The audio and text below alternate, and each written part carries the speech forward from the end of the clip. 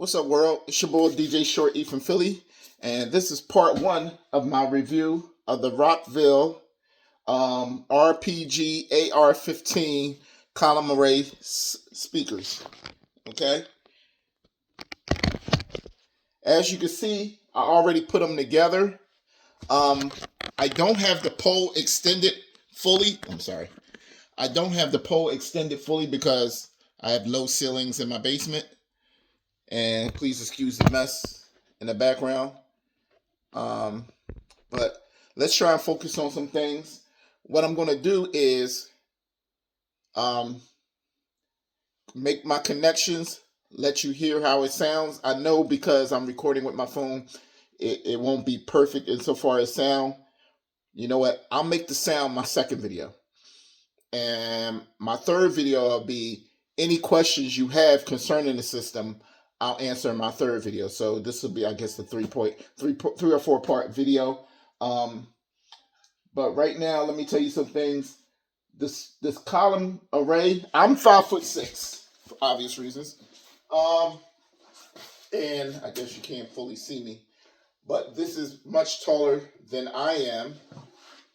And let me show you, see if I can show you how much. And it isn't even extended fully.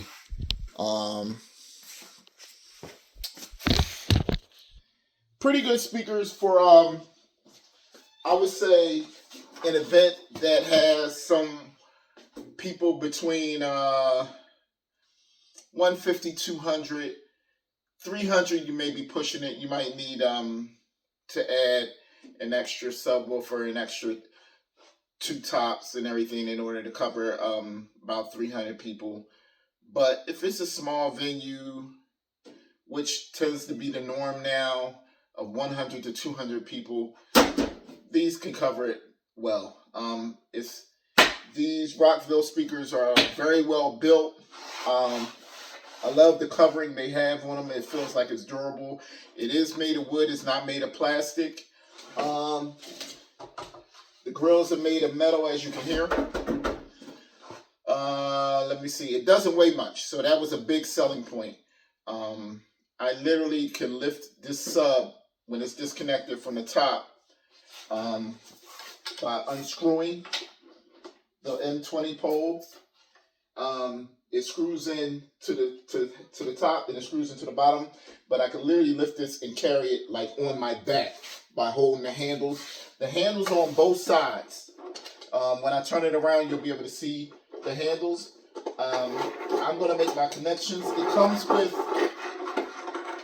sorry, that's extra speaker wire.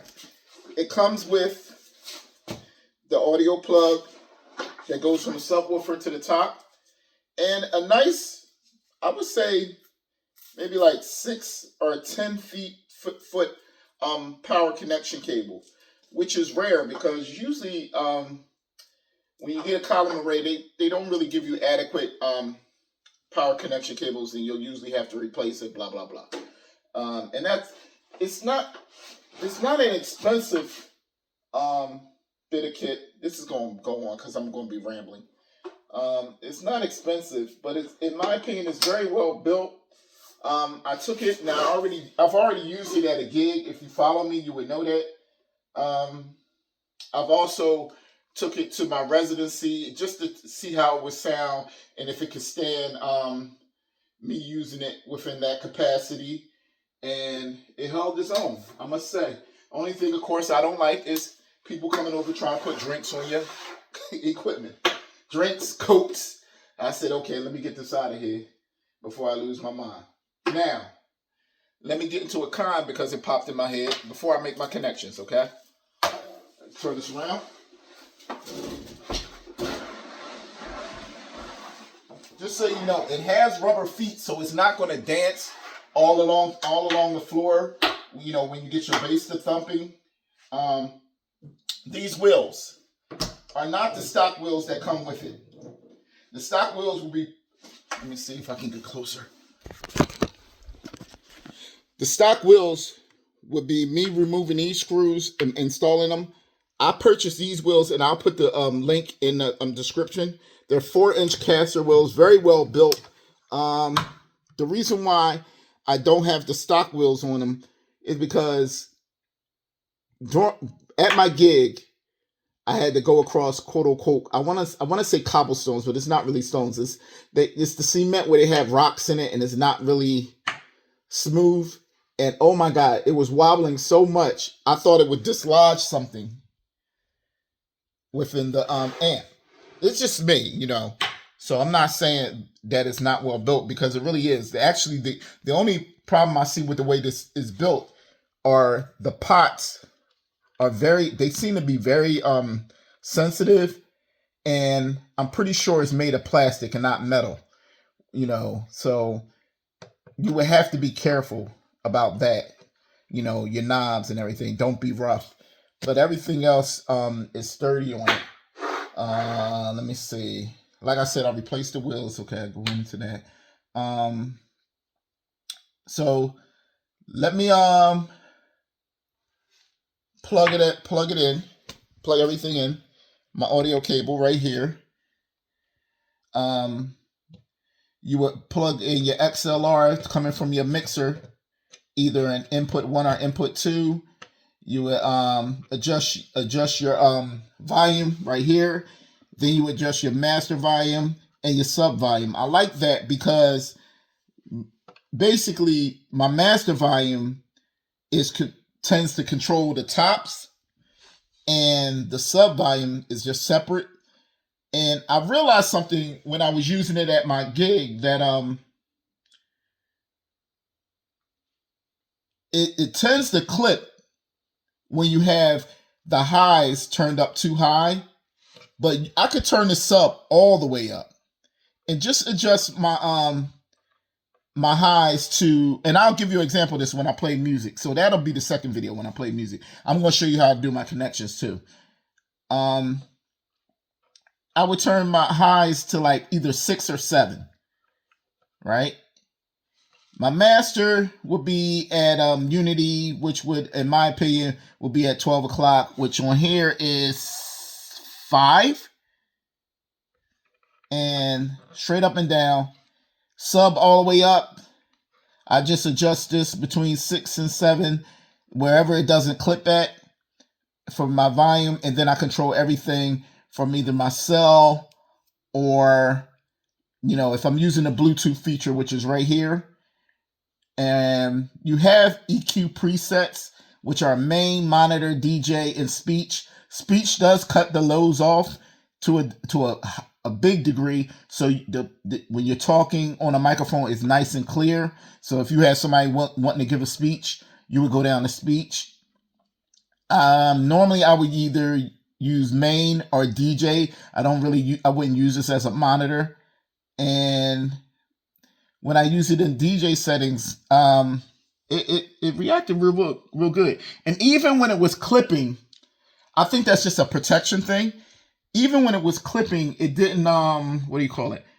It didn't distort at all. So I'm assuming that they have it set, the limit set, so like as a just in case, so you don't blow this. Because I'm pretty sure it's just so much power it can take. For a size, it's a 15-inch woofer. I believe the tweeters are 3.5 inches, if I'm not mistaken. Neo, I can't pronounce the word. Neo Diamond, something to that effect. Sorry if I'm saying it wrong. What else? Okay, so let me put you back and let me make my connections, and then I'll show you how to connect to Bluetooth by pushing this button, and you'll hear a chime to let you know when you're connected to your cell phone or laptop or whatever Bluetooth device you're using.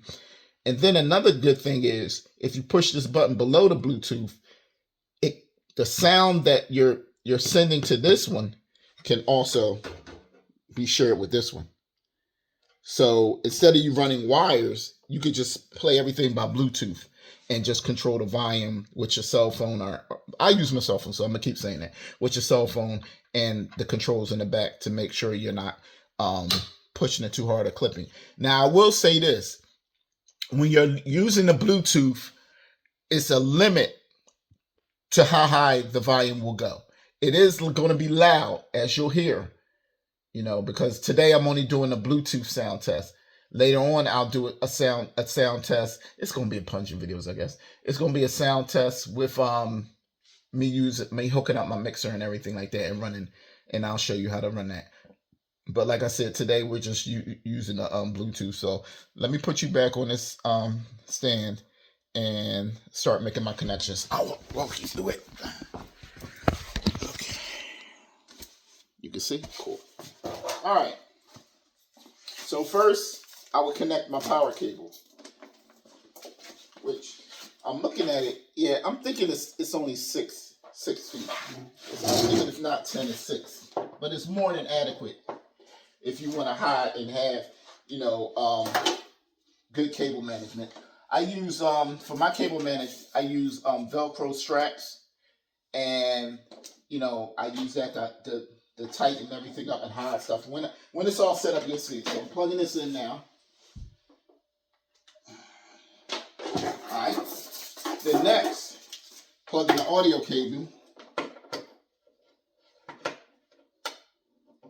And it locks in. I run it up to the back of the tops. And then I will use my cable strap, which is giving me trouble because I'm recording, of course. And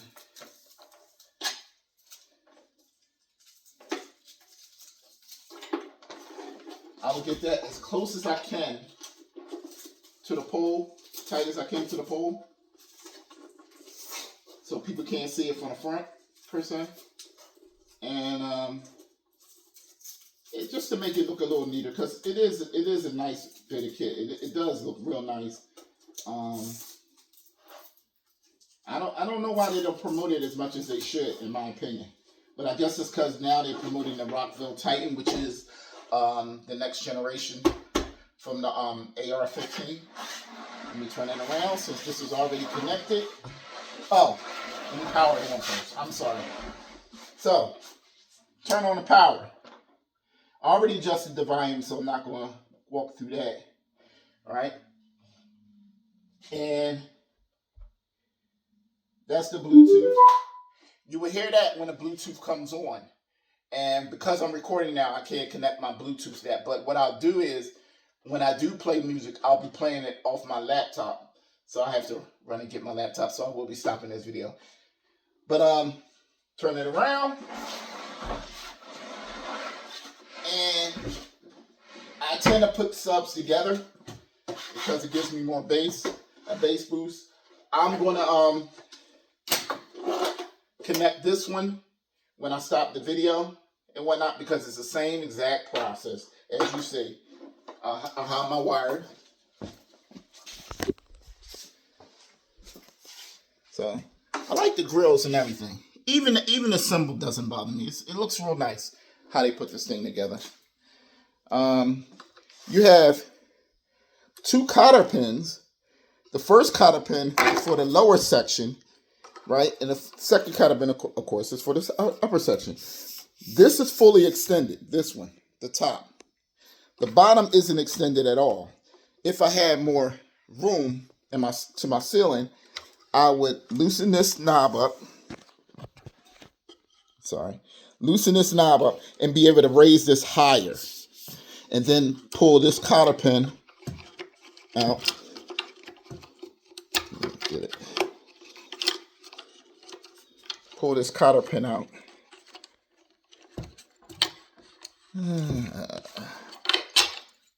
And I'll be able to lock it in at a higher, you know, the top will be at higher level. All right, so going to stop this video now. This is video number 1. Then we're going to go to video number 2 when I get my laptop, and I'm going to show you how to connect the Bluetooth. Thank you.